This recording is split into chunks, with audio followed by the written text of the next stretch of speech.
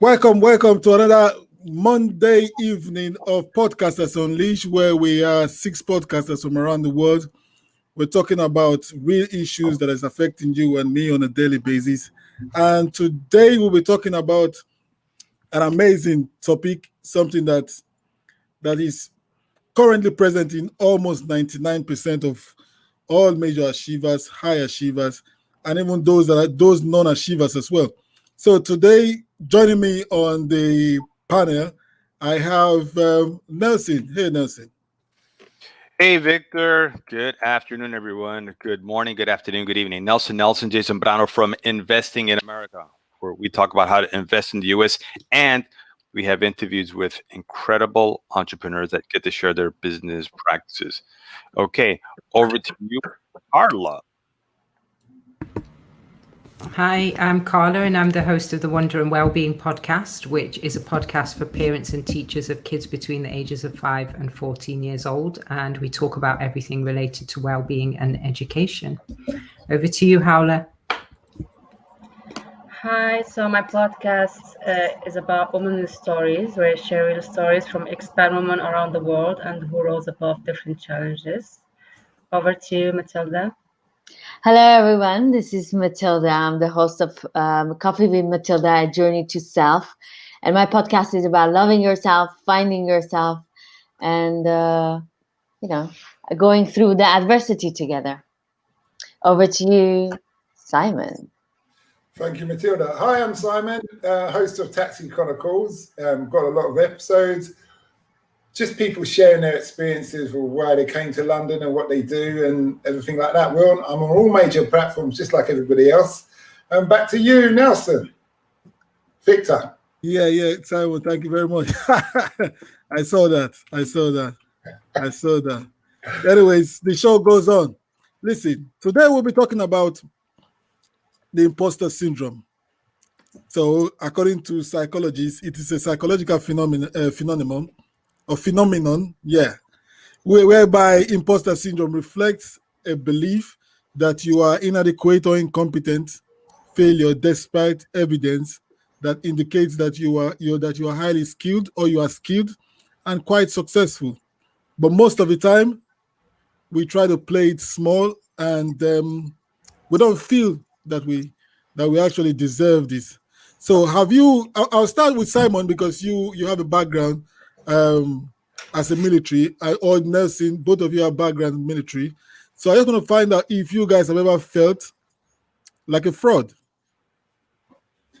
Have you, Simon? No, I wouldn't say I had, to be honest. I can admit, obviously, I'm not born a master at everything or anything, really. I can accept that you have to learn. And that's just the way I handle it. I don't think, if I'm put in a position, it's not that, I'm an imposter. It's just that, okay, this is your time to learn. It's not always like school, someone sits you down. Sometimes you have to learn at the deep end, to sink or swim. And I embrace that challenge. So in answer to your question, no, I've never felt like an imposter. I thought quite deeply about this, and I can't really think of any time. Maybe I told a porky or two to try and get the girl I want. Is that an imposter? Does that count? I don't know. but apart from that, on a serious note, no. When it comes to career, when it comes to ambitions, no. It's just you go for what you want, you take what you want, just like, a real man in that respect. Yeah, Nelson, have you ever told any porkies or one or two, at a workplace or a professional place, and why? Okay, hold on a second. What was that expression? Any porkies? have I told any porkies? Yeah, when you say something, that kind of like elaborate who you actually are, Okay, is that the British version? Very nice of saying a tall tale, a lie. Well, I mean, I just want to make sure I'm answering the right way. You need to come in here. You need to come in here. This is the British version. Okay.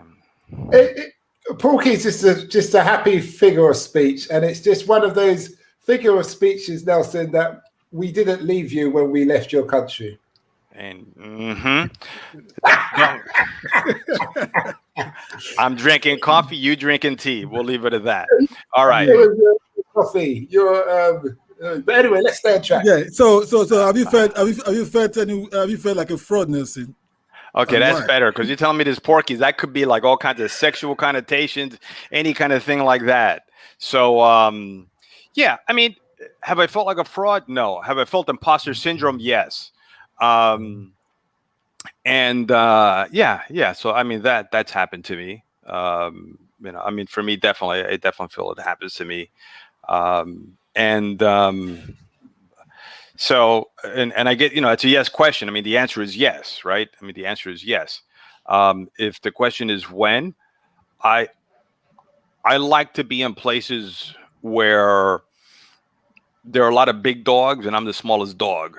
So I have to ask myself, am I qualified to be here? Am I good enough to be here? And it's almost like a cycle. If I'm asking myself those questions, then I know that I should be there. Like I have to go through that, all the sweat stains and all that. And then I got to prove myself. If me, this is a Nelson thing. If I know that I'm the best guy in the room, I'm in the wrong room.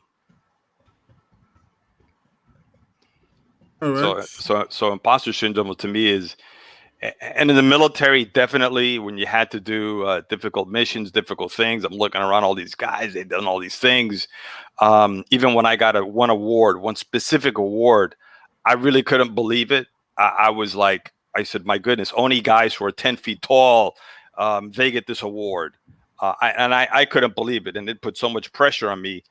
I could not believe that I had earned this award. So yeah. So that to me, it's a very true thing that hits. Okay. All right, great. Yeah. So I want to use this time to welcome the audience. I can see Mike McGregor and Ty. So you guys are welcome. And Matilda, would you like to do us the honors to read the comments, please? Yes. We have Sai Tan Ho. Good evening. Good evening, Sai Tan Ho. And he's saying, we have an imposter here. I'm seeing Will Smith. Interesting. And then we have another Porky Pie from Mike McGregor. He's saying, Porky Pie, rhyming slang. Yeah, sorry. And then we have Sasha Serge Pakarian. But Nelson, you're the best guy in the room after Matilda, for sure. Well, that's true because I'm a guy. Yeah. I'm a guy, right? So Matilda's not a guy. So Sasha, thank you for that. Sasha, thank you very much. Ladies first, so we have no problem with that. So moving towards this now. I know I want to really ask this fraud question with all of you, but put it on this context. When you, Matilda, when you go to a networking event, yes, how do you feel? Yeah, a high network event. How do you actually feel when you get around people that have achieved the level of success that you want in your industry? How do you feel? I think that there is a level of nervousness, and actually I feel like it's a healthy one, because if you're overconfident about everything, you can never make yourself better. If you feel like that's it, you reached the goal, you can never go forward. But I think it's nice to feel that sweat in your arm a little bit, be nervous about it, because you're appreciating other people's hard work. You're appreciating other people's struggle to come to greatness or to do the best in their life that they can.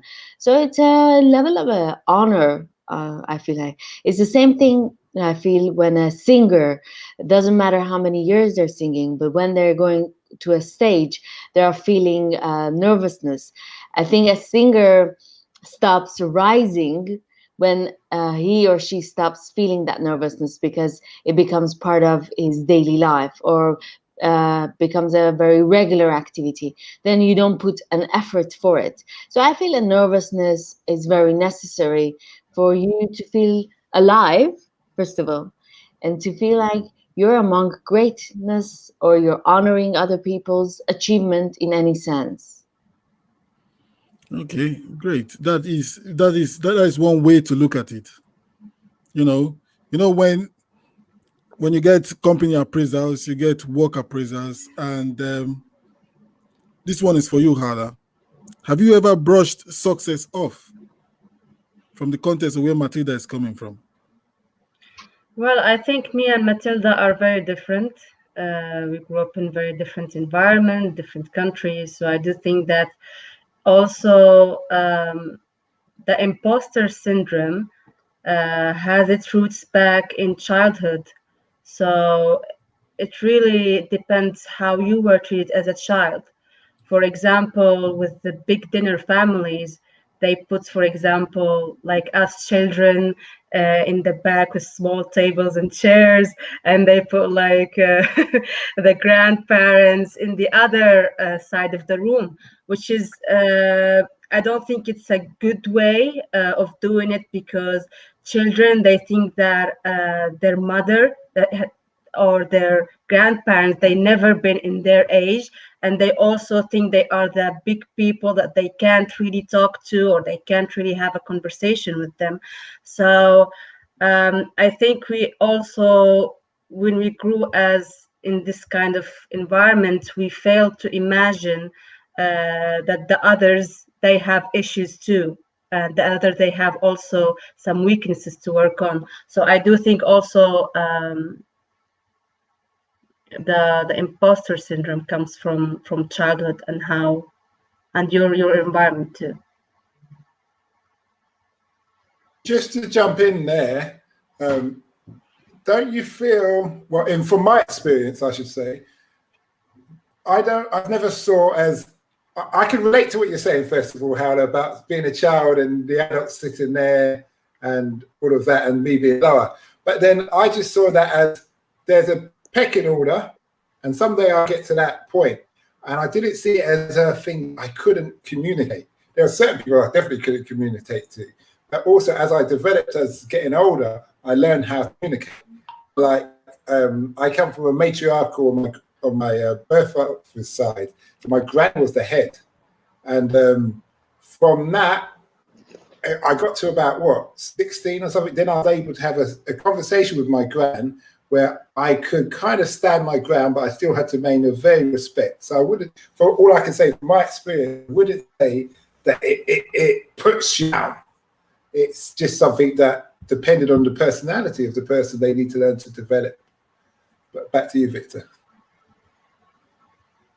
All right, cool. Thank you. We've got a lovely comment from Andisa. So, Matilda, do you mind reading the comment, please? Andisa Kumalo. Thank you, Andisa, for showing up again and being our audience again. She's saying, I obviously disagree, yet agree with this. Lovely. And she's saying, loving this topic, yet finding it incredibly triggering. Yes. Wow, guys, yet another great topic. Thank you, Andisa, for supporting us. All right. Andisa, thank you very much. But I need to ask you one question, Andisa. I know you disagree to agree, but have you ever felt like a fraud? Is there any sign of imposter syndrome in your workplace or in your life? Yeah, just let us know. Yeah, also, so Hara and Simon, you guys spoke about childhood. So I want to go to the expert that has worked with children for a very long time, which is Carla. So, Carla, before you talk about children, which I'll be asking you soon, have you yourself felt like an imposter? Yes. And after that, do you see any of these? Do you see all these traits? Okay, yeah, go ahead. I lost you there, Victor. Can you repeat that? Okay. Yeah, I said, have you felt like an imposter? And you said yes. The second question was supposed to be, do you, working with children, do you see any of these traits from a very young age? So the two-part question I'm asking you now. Yeah, absolutely. And why I say yes is because I worked with children. So I didn't really understand this part of myself until I worked with kids. And I learned a lot about my own childhood. Like Howler said, it definitely does come from childhood. It comes from the messages that you're given when you're growing up. And I learned that through the process of working with children. And what I learned is that it links very closely to what we call self-doubt, because it is an extreme, it's a professional way of referring to self-doubt. But obviously, it's not just the surface level thing like what Matilda and Nelson are talking about, where sometimes you're in an environment where you know you're new and you've put yourself out of your comfort zone, and you kind of accept, maybe if you've been built up to have confidence from childhood, you kind of accept that it's okay to be out of your comfort zone. I suppose it goes into that growth mindset kind of thing where you know that when you want to level up your game in anything, it means that you have to be prepared to be an apprentice or be a beginner. And there's nothing wrong with that, because eventually you're going to get up there. But the difference is with feeling like you're an imposter is even when you are up there, you still have these feelings of doubt. And you're always second guessing and questioning yourself. And I've seen a lot of that in children. And it can always be stemmed back to the experiences that they have with early caregivers. And sometimes it can be extreme things like emotional abuse or verbal abuse, when they're constantly being told that they're not good enough. Or they're being called names or being, put down a lot as children. But also it can come from families where the expectations are very high and the environment may be facilitating high levels of achievement. But sometimes those levels that are expected are unrealistic. And that can also feed imposter syndrome. So it can be, quite difficult to figure out exactly how the child has developed that or an adult has developed it. But it does begin in childhood. Or in vulnerable stages of your life, like teens. And when I work with children, I was able to trace mine back to my own childhood and having quite difficulties with feeling a sense of belonging as well. I think that it can connect to things like your background. For my background is mixed. And I think that doesn't often give you a strong sense of identity unless your parents give you, that strong grounding. So there are lots of reasons why children develop this imposter syndrome and lack of confidence. Back to you, Victor. I can agree with that, because when you're speaking now, thinking about my own background, from a polygamous family, lots of brothers and sisters, we on a subtle level, we kind of strive to be noticed, and you try as much as possible to be, to be not the black sheep, but receive as many accolades as you want so that you'll be the one that will be pointed. I read my father's eulogy because I wanted to be, I wanted to be on the limelight or in the limelight. So, yeah. So I just want to ask a question. Oh, whoa, we have a full note from Andisa here. And Matilda, can you just do justice to that? Yes, but first I want to say hello to Kay for Chang. Thank you for tuning in. And she's saying psychotherapist in the house. And then we have Andisa Kumalo saying, for me, the imposter syndrome manifested as an adult. I married a man who convicted me. I was not much, divorced him, worked hard, but for years I struggled to accept my greatness. I'm now an HR executive, and it's taken me at least 3 years to accept where I am as a divorcee. In fact, I'm being featured in an HR publication as a cover story, and this is the first platform I'm sharing it. Bravo! It's taken a lot of transformation coaching to accept that I've outgrown certain parts of who, and please write more. And yes, we want to hear the rest of it. But bravo, and yes, bravo to your courage. And now, yeah, thank you very much, Andisa, and congratulations to you. Do we have another comment from Key? Yes. We have a K for Chang. Imposter syndrome is often a classic issue and has strong links with an inferiority complex. And then we have another. It's a societal problem, but often misconstrued as a personal inadequate. And then we have, okay. We have It's a busy another. day here. Come on, guys.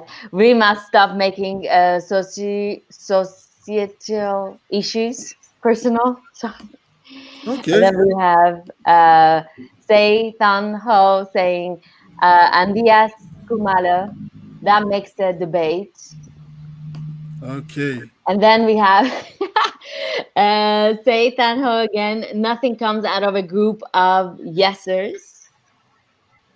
And then Absolutely. Andita Kumalo says, thank you guys for this platform. It's been a great learning and reflective learning for me. Thank you for you, Andias, for showing up. Okay. Yeah, Great. it's been a busy day. Yeah, Matilda. Yeah. That's in just a second here. You see, this question is for you because you've been reading. So just take the question up. You read Andisa's comment. She became the superhero of her own journey. Yes. Yeah. So do you feel that you haven't earned your title because of imposter syndrome? Do you feel that you've not what being a superhero of your own journey? I think depends on what part of my life. I don't think there are moments that I feel like, okay, I have more potential to achieve and I haven't done it yet. There are moments that maybe I don't have the confidence. Yes, I'm sure there are elements in my personality that I don't have it, but I'm sure there are elements maybe I'm more overconfident. So I think every human being has all aspects in them. Depends what area you're looking at. Yeah, have I felt this imposter syndrome many times in my life? I'm sure I have. Yes. So are you saying you are very confident in all areas of your life, No, 100%? no. I'm saying certain areas I'm confident, certain areas I'm sure I'm overconfident, and certain areas I don't have the confident enough to pursue what I have to pursue or to become who I want to become. I think I have all the elements, and I think every human has all of it in one in them. You're not perfect in everything you do in your life. You have talents and you have some not talents. It depends in which area you were looking at. And I think I'm not against of imposter syndrome. I think it's a important feeling. If it continues for a long time, then yeah, it's a problematic. But it's for a period of a time, short time. It actually makes you more humble.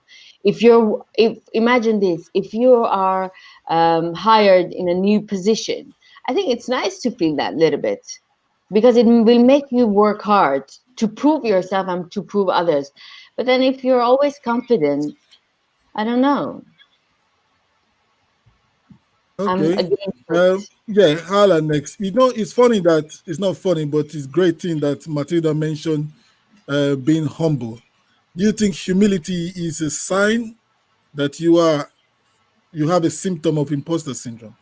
That you just want to like be laid back? I think it depends on the situation. I think humility is important in some aspects of life. But I do think sometimes it's not the humility, but sometimes we are always aware of our anxieties, our doubts, our fears, and the person in front of us, we know less about them, so we feel like we are like maybe inferior than them, so because we don't know what the other person is doing, or what they really happened to them. So we are constantly aware of our anxieties, but we are not aware of the others anxieties and doubts. So I think also the imposter syndromes come from that. That answered the question. Yeah, that's answered the question. Yeah, Matilda, can you just read the comment that just came in? Inferiority complex is about the power dominant group.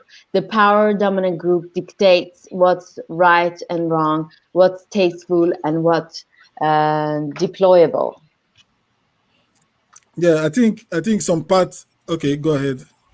Guys, and this Kumalo says, guys, to be fair, I turned down a great role because I thought I didn't have the chops for it. I went to my coach to share my condolence, and she encouraged me to go back to the company to state that I changed my position. As it stands, I'm being considered for the role. I bring this up because sometimes it takes someone else to remind you how awesome you are and how much value you bring into it. Even in, so there's a continuation. Yeah, that is a great one. So regards regards the key power dominant, the first comment by key for change. Nancy, do you agree with that? Because when the dominant factors, when the dominant elements make you feel inferior because they want you to know that, just take the case in point, the US and Africa relationship. Okay. Yeah. So the current pandemic going on with vaccines going supposed to go here, being held back, those kind of relationship. Do you agree with what Key for Change just spoke about? So just if you guys could just do me a favor, key for change, because we had so many comments coming in. If you could just put that back up about no humility is self-depreciation. If you guys could just put the comment back up, or key for change, if you guys just do me a great big favor, all of us, and just write a little bit more about that. If you could, that would be fantastic. All right. Yeah, the comment before that, Matilda. And that's Indice's comment? No, that's Key. Okay, sorry guys, because I'm getting frozen. That's why it's a little bit slow here. Okay. All right. But so you know what, Key for Change, we're going to be coming right back to your question. In the meantime, also feel free to write some more about that as well. Okay. Yeah. And I'm just going to read Nancy, it out. I'll just read it out right quick. This is the comment about power dynamics. Yeah. All right. So inferiority complex is about the power dominant group. Okay. The power dominant group dictates what's right and wrong, what's tasteful and what's deployable. I think he might be trying to say deplorable. Yeah. So to me, a person could have an inferiority complex and imposter syndrome. Okay. Now, a person could also be at the top of the food chain and also have imposter syndrome, right? I think what's that story? Since I got this British crew over there, who was the king? He was royalty. He was a stutterer, right? He had a stuttering. Was it the King's Speech or something? I think King Edward also. Right. The Edward. So he had big time imposter syndrome. I mean, he's born into royalty, right? I mean, he is born. It's his right. But because he couldn't talk like a king, he felt he wasn't worthy of being a king. So even though he was born into it, he had imposter syndrome, and it would mess with him. So an inferiority complex is that, hey, I'm at the bottom half of the food chain. So I think they're two different things. They're really related. Sometimes they're on top of each other, but they're not the same. I mean, one guy's a king. He is a king, but yet he felt like he was an imposter. Just to clarify that story, Nelson. Okay. It's his brother his brother was meant to be king. He was groomed to be king, just like. And then what happened? He met an American girl, and he said, "I'm not interested," because he wants to marry American. And they said, "All right, then go off." Then his brother, other one, took, because it's called the King's Speech. Right. He did manage to hold the royalty, but eventually he died because it was pressure and stuff. But he held his position. He was the second brother in line. His first brother ran off with the American girl. Right. But, yeah, and that was inferiority. Sorry, because he felt that he should be at a standard to do that, and he had a special guy who helped him with his speech and impediment. But thank you anyway. Yeah. Okay. Yes. Yeah. So that's like an example of that, and he probably, probably once in a while would feel like some kind of an imposter too. So, I think they're related big time. They're not the same. And inferiority complex is when a group is trying to make you feel. To me, that's an external factor, right? Imposter syndrome is an internal thing. am I good enough to be here? Do I deserve this? External is, hey, no, you ain't good enough to be here. So one's external, one's internal. Okay, Thank you, guys, Victor. I'm gonna read the comments because it's coming so fast, so we have to keep up with that. Kiefer Chang is saying, no humility is self-depreciation. And then we have Andias Kumalo. Even in my personal life, for the longest time, I didn't think I was girlfriend material. I thought I was too broken from my divorce, and I didn't think I had enough love to give the next person. I know now I can give love and love completely. Very nice, Andia. You have a very lovely story, and it's it's Absolutely, amazing for us absolutely. to read your story. Yeah, absolutely. We have One more. Sasha Serge Yeah, Pakarian. Sorry, Victor. yeah. These are the comments Go coming ahead. up. Yeah. It says imposter syndrome is related to human comedy. When you have to play the game, sometimes people are lost in the society in movement. They have to play a role in the society. Ah, interesting, son. Then, okay, you can go and I can read little bit later. I don't know. Okay. Yeah. No worry. Just give me. Let me bring Carla in to talk about the question that is just came to mind from Key for Change about humility is a self-depreciation. Humility is self-depreciation. It's a form of self-depreciation.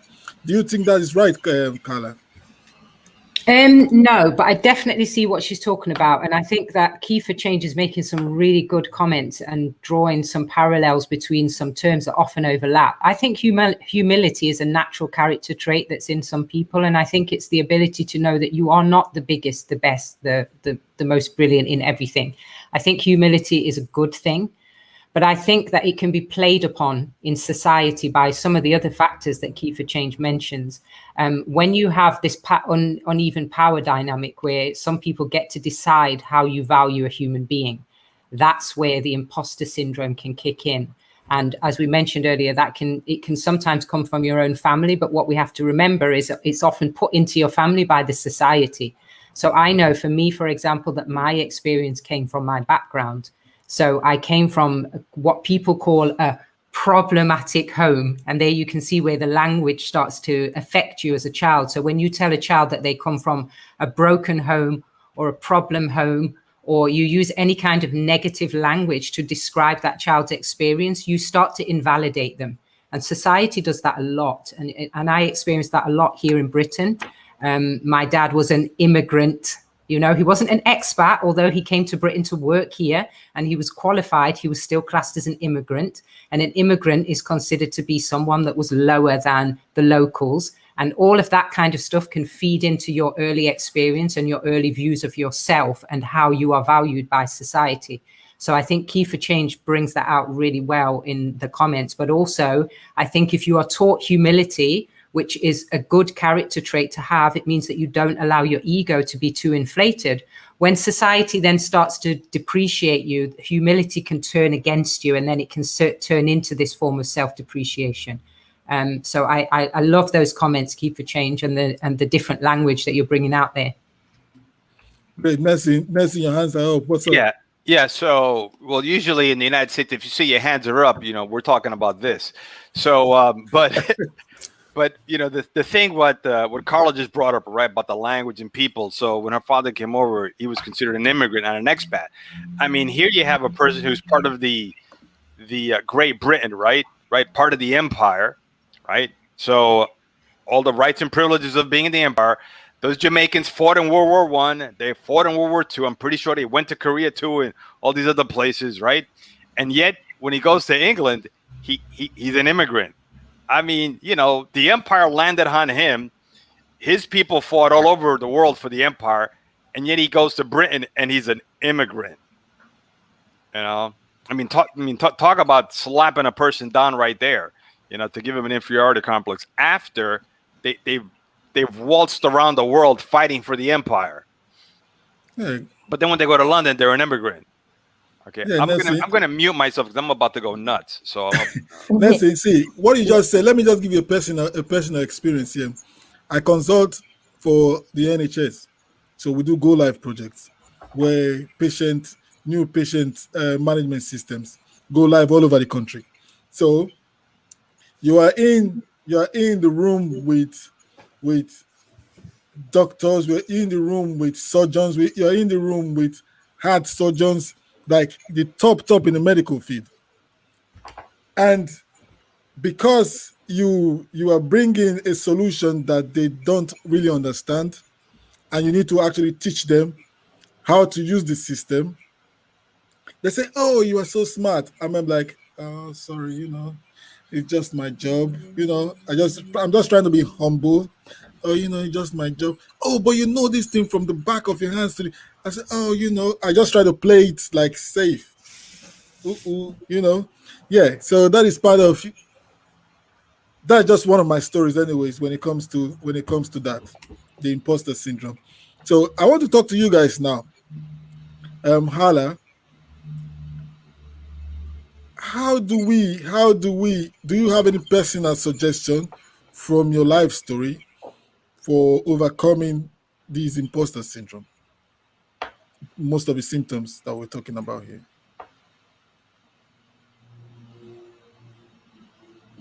I do think it's important to talk to a professional people, someone who is experienced in this field, to talk about the imposter syndrome, especially if you are coming from another environment or you are coming from another country and you're living in a new country and you feel like a foreigner or people seeing you like an alien in that country. So I do think it's important to work on yourself and to work on that issue. I had this too when I came to France 10 years ago. I had no information how society works here. I spoke a little French, so you can imagine the anxiety and doubts and the lack of confidence I had, and how people could have this look of inferiority because I wasn't like them, or I wasn't thinking like them, or I wasn't speaking like them. So even if I'm coming from a normal and a good family standards, but they do feel like you are different, and there is like an inferiority aspect that Carla talks about earlier. So I do think you need to surround yourself with good people, and you need to talk about the imposter syndrome, because a lot of people talk about this, but they don't know it's a syndrome, and they don't know that it could be fixed. They think that it's in them and it's just them that they feel this way, and the other people are like they are good and they don't have these issues. But everybody have this issue, and we also fail to imagine that others, they are disturbed too, and not just you. Back to you, Victor. All right, Carla next. Carla, we know from your personal history, you've gone to the Middle East, an English girl in the Middle East teaching. Now, coming from Hala's story, from a different environment to France, did you feel the same way? No, I didn't actually. And if I'm honest, that's where I overcame it, Victor. I felt like that my whole life when I was in the UK. I always felt like an alien, and I felt like I didn't belong. And I mentioned this earlier, because of my mixed identity and not having strong family ties on either side, I always felt like I was just nowhere, like I was just floating around in this no man's land without an identity. And when I went to the Middle East, I found a different sort of environment and a different culture where, because of the profession, because I was a teacher, and it's highly viewed profession over there, and they see that as something to be respected. And so I was able to be seen as somebody important in the society and somebody of value to those students and to those families. And so I think that really helped me a lot to understand how far I'd come. Because actually, when I talk about my family life or where I came from, people really couldn't believe that I'd come that far in life.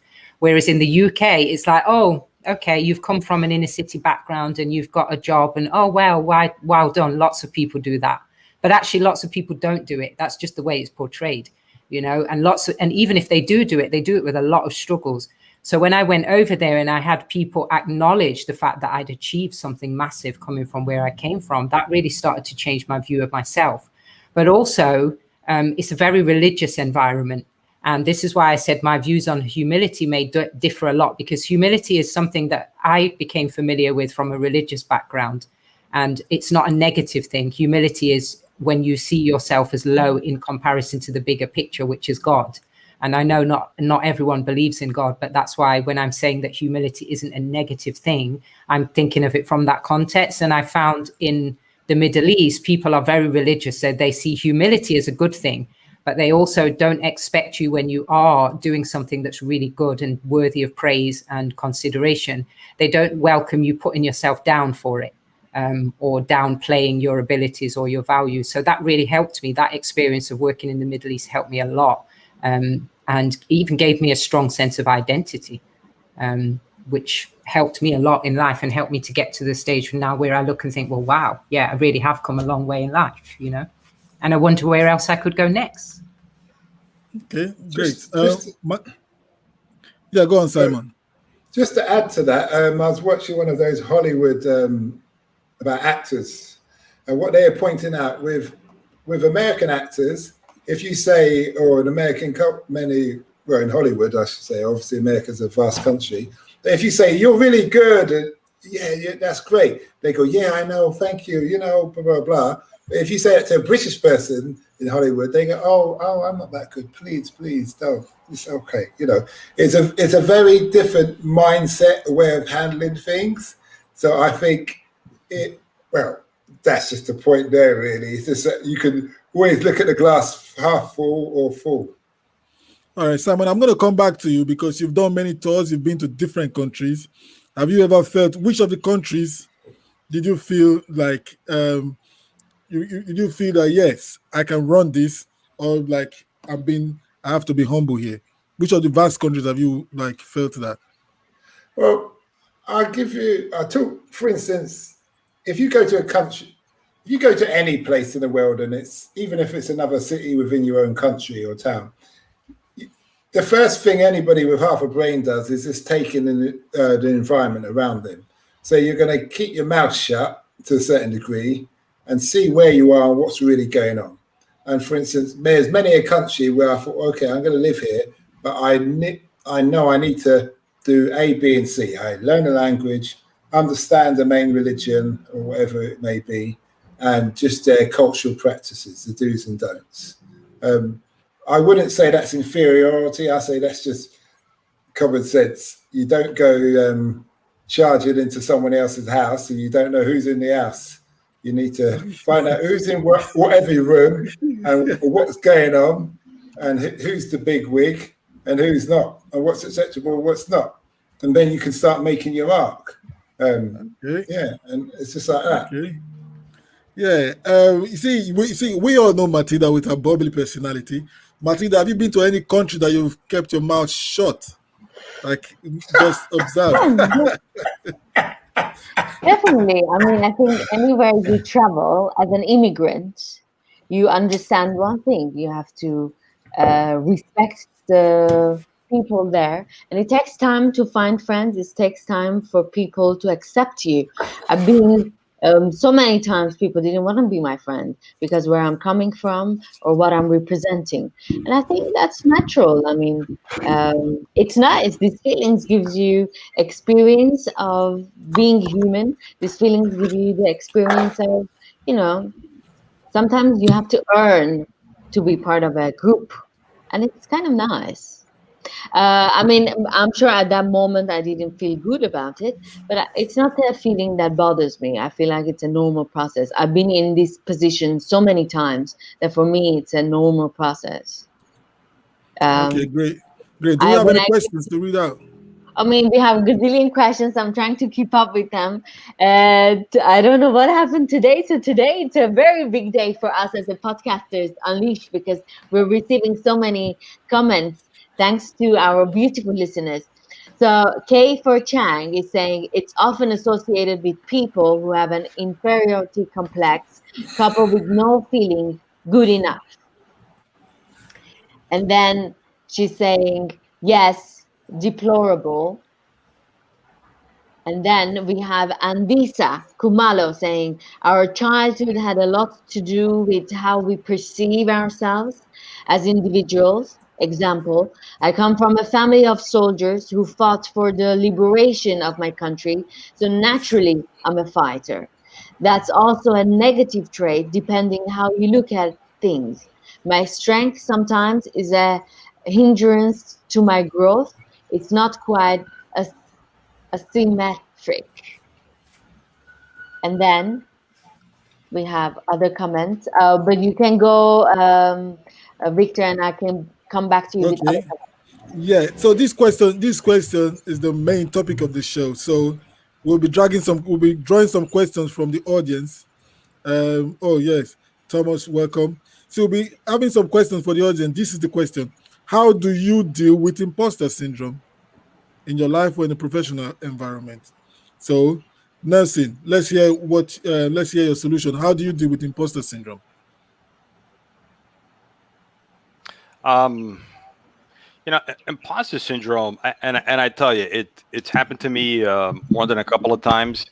And man, we got a lot of comments coming in. Sai Tang Ho, thank you.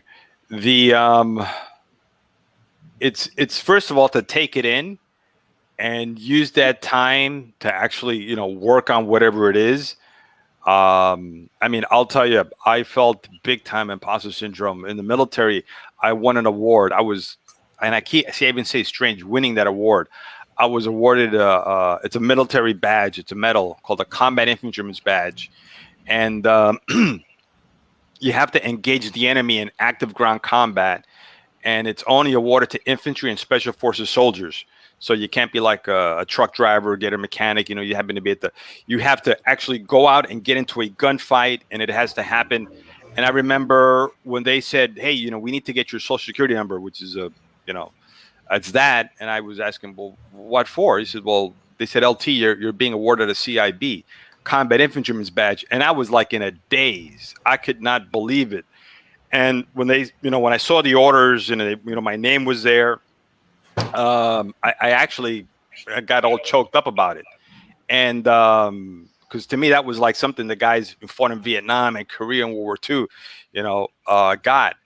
And it was so like humbling to me to have that, to be awarded that. So the way that I handled it was like I had to become this other person. Okay, I had to like grow. Another Nelson had to show up to the table to be able to do that. And someone told me, he said, like you hear this fake it till you make it, right? You hear that fake it till you make it. And someone taught me this. He said, Nelson, you need to act as if you belong there, because you do belong there. And I always remember that. He said, act as if you belong, because you do belong. So that helped me a lot, and I tell myself, act as if I belong, because I do belong there.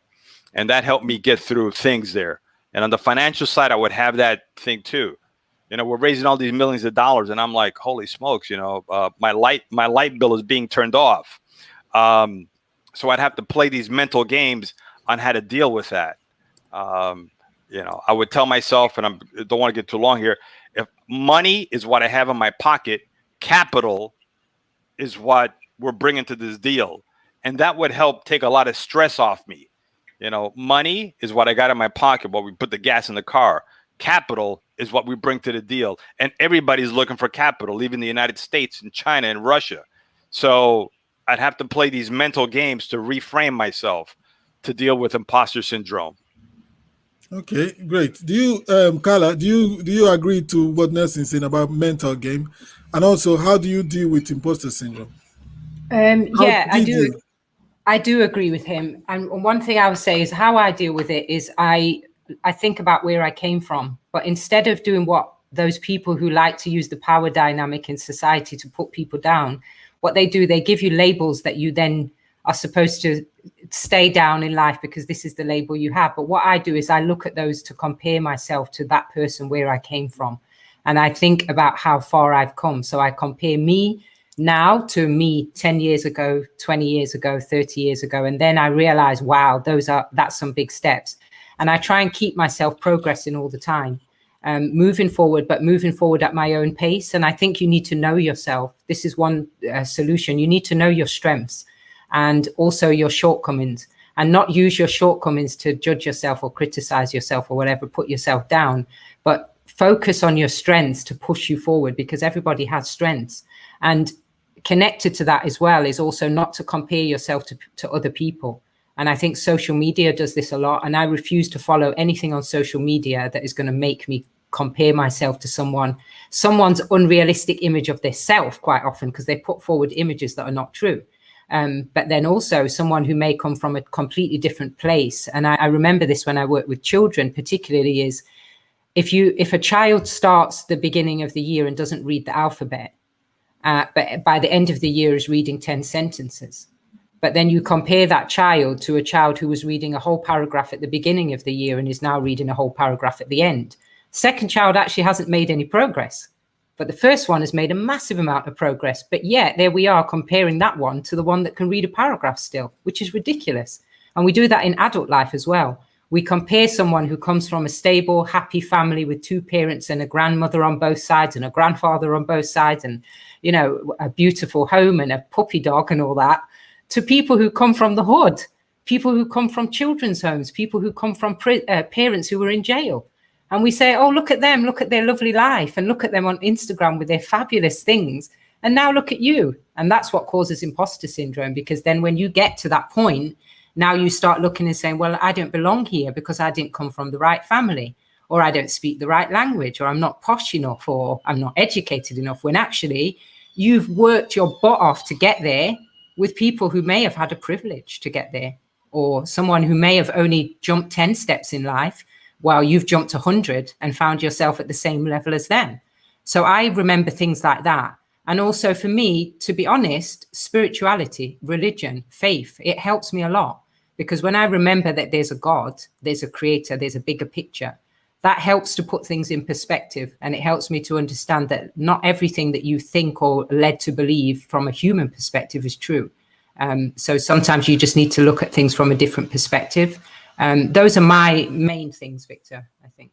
Okay, great. Before we get to Simon, Matilda, I know there's lots of questions coming in. Can you just read some of them? Yes, yes, Victor. So there is some conversation between two of our audience. So I'm not sure if I should read that loud, but let's go with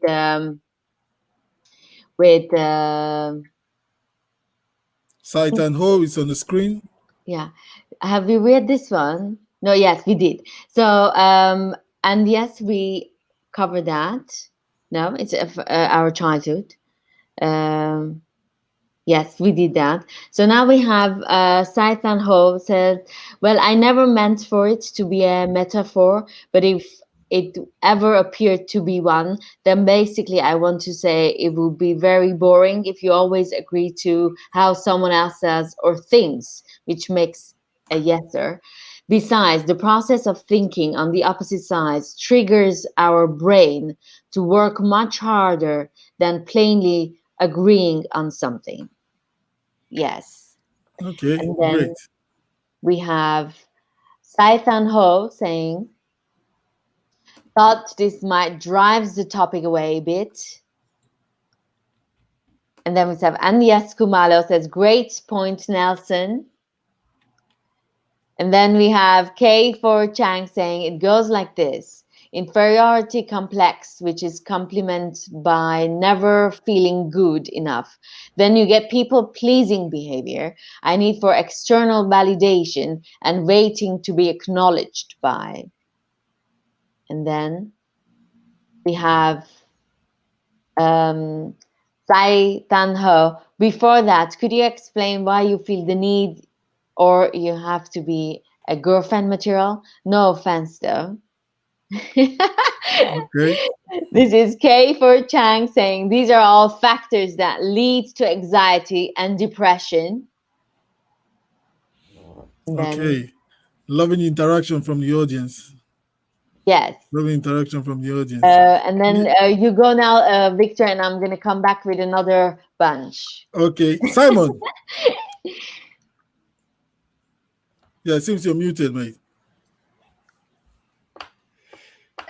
Yeah. So the topic of how do you deal with imposter syndrome? So how did you deal with imposter syndrome coming from your background? Like, I belong here. What Nelson said, the mental game. How did you? Were you born this way to be a military man Yeah, or what? I don't think I wouldn't class myself as someone who's ever had an issue. I wouldn't. I'm not saying I'm special. My brain doesn't operate the way you lot's brain is. It's not a case of, oh, I don't feel good. Oh, I'm this. Oh, I'm that. Like I said at the start, I'm learning. It's something I need to learn. I'm getting on with it and I'm doing it. And that's it, really. There's nothing, no science or magic or thing or needing special help or anything like that. You're learning. So it's like when you pick up a phone. When you get a new phone, you don't think this phone's too modern for me. You say, let me learn. Yeah, okay, now I can do it. Great. Next. And that's it. It's very simple. Okay, that's great. We're coming to the end now, Hala. Did you feel the same like Simon? Or it's just the opposite side? Like, oh, you came out and you're like, whoa, I'm ready to take on the world. No, I'm the opposite of Simon. We don't have anything in common. Well, I think for me, it was always dreaming about success. It's visualizing success. I think it's what I believe all professional athletes do, is like picturing themselves making a successful show or presentation. So I always visualize and try to put myself in that moment and work for it. And it does happen. Sometimes also I draw things that I wanted to have in life, and sometimes it does happen. And I go back and I'm like, wow, this is happening to me, and I'm very, very happy for it. And also you need to talk about it if you feel like you have the imposter syndrome, or you need really to talk with people who are experienced in this kind of topic, and not with everyone, because if someone will share their experience and they don't have any clue about this topic, they won't really give you that solution, because they don't understand you, they don't understand where you come from. So reach out for people who has gone through this kind of experience, who are more spiritual, and who are more experienced in this kind of situations. Okay, great. I would say visualization is a great tool, because when you visualize, you see yourself in the future, and you try to match your reality to that, which is a form of being an imposter to your future, and you are working gradually. It's a great tool, anyways, visualization. Yeah, Matilda, let's come to you. Solutions. How do you deal with imposter syndrome? I think working on your self-confidence and your skills can be a very good tool to overcome this. For example, if you're feeling like that at work, maybe if you work harder, or if you try to, learn some skills that can help you develop a better demeanor, or the better position in your workplace, can help you achieve this feeling. I mean, this is my opinion. Okay, great. So, Also, Victor, there's a lot of comments left, so I don't know. Okay, how. yeah, let's take the questions. Let's take the comments, and then before we round up. Okay, so Andita Kumalo says, none taken, mate. I was down and out because I thought I failed epically. I needed to find myself and find my values as a person. And once I did, I flew like an eagle. Oh my God, Andita, I need to interview you. And then K for Chang is saying, remember, an inferiority complex fuels a narcissist / empath dynamic. Then we have Say Dan Ho saying, well, Carla, at that, I think it's like if things come at a good dose, they have good effects, and if they suppress their hold, we might see negative consequences. That saying, I don't deny imposter syndrome, humility, depreciation, or other form of negativity. So long as you get back up, you're always good. And then we have Thomas Doherty. Hello, Thomas. It says, love always wins, imperialism and subrogation, inferiority, and lead to the inferiority imposter complex. Irish, we are unbroken, even though, in my opinion, we suffer the worst racism, the unseen kind. The differences is that we know true value. Okay, and then we have Thun Ho. It might come from genetics for some very minor individualists, but for most of us, I think it is developed as a trait, a personality, a strong one indeed, a strong self-belief that was raised and nurtured by the environment, first and foremost, the parents, the siblings. It's the innate ability to overcome hardship that counts. Well, for some specific situations, it might be the others that pull you out of the situation. Thank you, Thomas. No, sorry. Thank you, Saitan Ho. And then Thomas is saying, God is everything, the truth. And then Andisa Kumalo says, fake it till you make it. Mm-hmm. Yeah. So, I'm just going to jump in here. The two comments. One is from Thomas. What Thomas was talking about, how the Irish has suffered, so that's a great example, right? And that's so true. And I'll tell you the American experience. However, a lot of those same Irish, they come to the United States and they seem to get amnesia or something. And then they want to be like the bad guy. Okay. All right. Then, so that's like a perfect example of going full circle, because they were treated like at the bottom of the food chain. So now they get the opportunity to treat another group of people at the bottom of the food chain.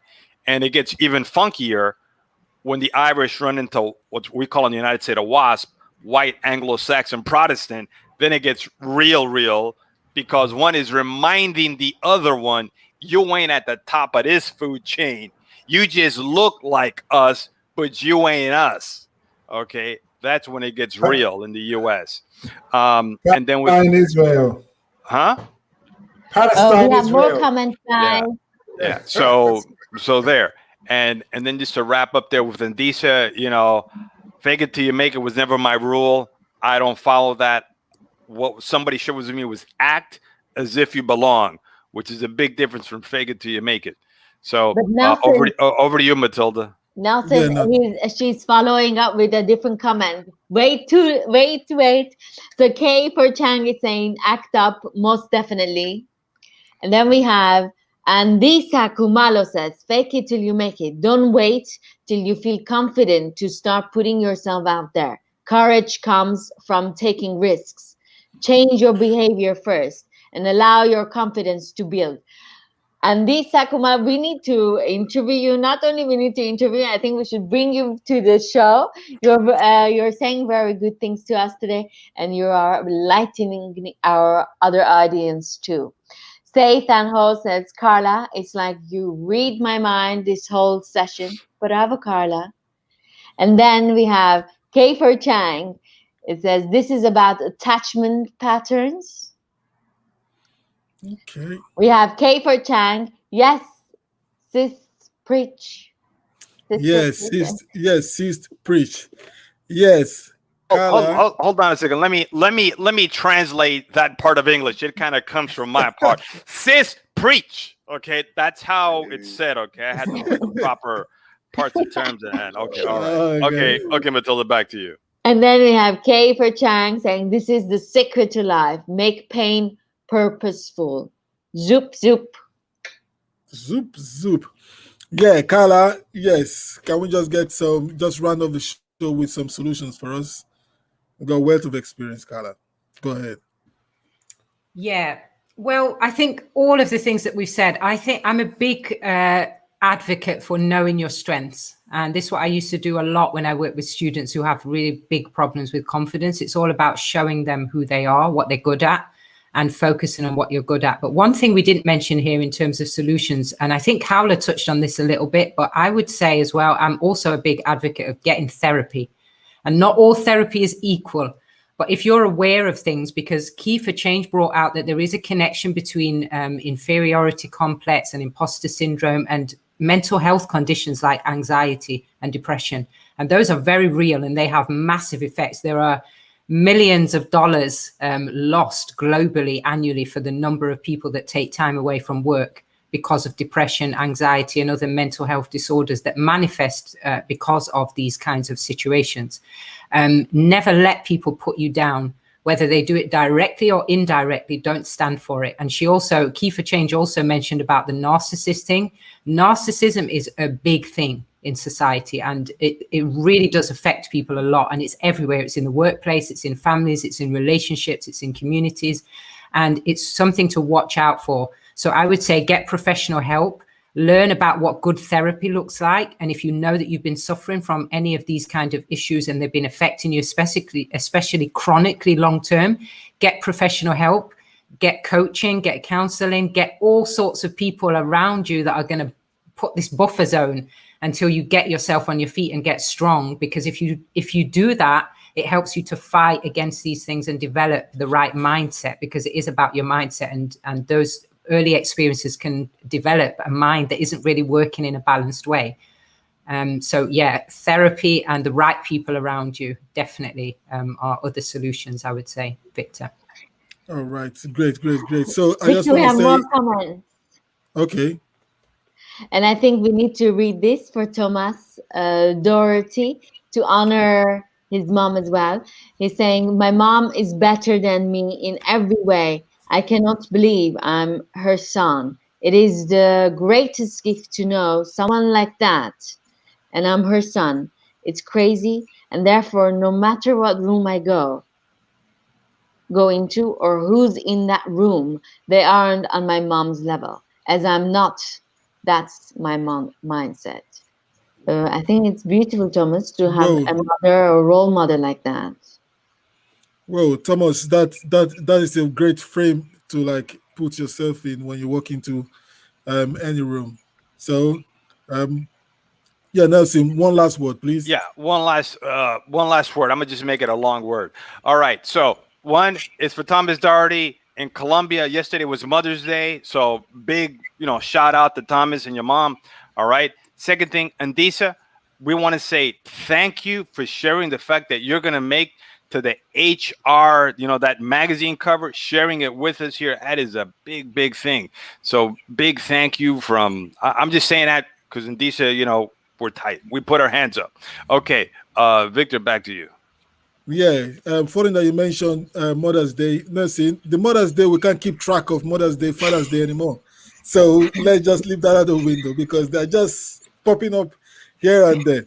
Yeah, Andisa, thank you very much for sharing with us. Keely, that's my homie. Yeah, Key for Change, Keely Taverner. Thank you for sharing your thoughts with us today. Sight and Ho, thank you very much. Your comments just makes me think. Yeah, Sasha Bekaran, you being a regular. Thank you very much today. And Thomas, thank you for sharing your mindset with us, your frame of mind, how you use your mom to frame every other, how you see people, your perspective as well. Yes. So let me just go around the house so that you guys tell us where they can reach your individual podcast. Hala, where can they reach you or watch more of your stuff? Yes, you can reach me on Spotify, iTunes, and all podcast platforms out there. Tune in. There will be new episodes this week. What's the name of your podcast, please? Women in Stories Podcast. Over to you, Victor. Thanks. Yeah, Simon, where can they reach you? Hi, Simon Taxi Chronicles. You can reach me on Facebook, Apple Podcasts with my 5-star rating, and YouTube. And we publish every day at 8 a.m. over to you, Matilda. Hello. So I'm gonna finish the comment because I think it's important to read all of it. So K for Chang is saying it's spiritual warfare, and then K for Chang is saying you have to believe you're worthy. You're a creation of the Creator. And then we have Thomas Doherty. It says big love all. We have K for Chang saying loving Carla. Loving Carla. I love you, Carla. I love Carla, yeah. And then K for Chang saying, big love, victorious Victor. And then K for Chang say, please put links for us. Okay, that's done. I think the comments are done. And then I'm Matilda, host of Coffee with Matilda, A Journey to Self. And you can find me on all the iTunes and podcasts, Facebook and YouTube. And over to you, Simon. Oh, No, over to Simon did you. it. Yeah, over to you, Carla. Carla. Yeah, and my podcast is the Wonder and Wellbeing Podcast. It's a podcast for parents and teachers of kids between the ages of 5 and 14 years old. And you can find it on Apple Podcasts, Spotify, Anchor, all over the place. Google, just Google it. Okay, great. Nelson. Hey, I'm Nelson Jason Brano here. I'm the host of Investing in America, how we talk about how to invest in U.S. real estate, have great interviews with folks across the board, and interesting, actually very good interviews with entrepreneurs outside of real estate and get business practices. Right quick, to develop Deal with Imposter Syndrome, this great book, Your Next 5 Moves by Pat Bet-David. Okay? One of these days, we're going to have a podcast all together with him. All right. So that's it for me. Victor, over to you, or to Kaola. Excuse me. All right, great. Nelson, yeah, you just drew my leg out. That book, I have the Audible, so that is a great book to read. Yeah, from Patrick Bet-David. Yeah, Your Next 5 Move. Yeah, it is good. And it deals with imposter syndrome, your future you. Yeah, so thank you guys for hanging out with us today. And we are very grateful for the audience. We are super hyped up. And thank you for engaging with us, sharing your thoughts, sharing your wins and your vulnerability as well. Listen, we are all experts in our own lives. So if you need help, if you need professional help, seek professional assistance. And for that, I would say we'll see you next week, same time, 7 o'clock British Standard Time. Is it 2 p.m. East Coast time? Yeah. All right. See you guys. Bye-bye for now.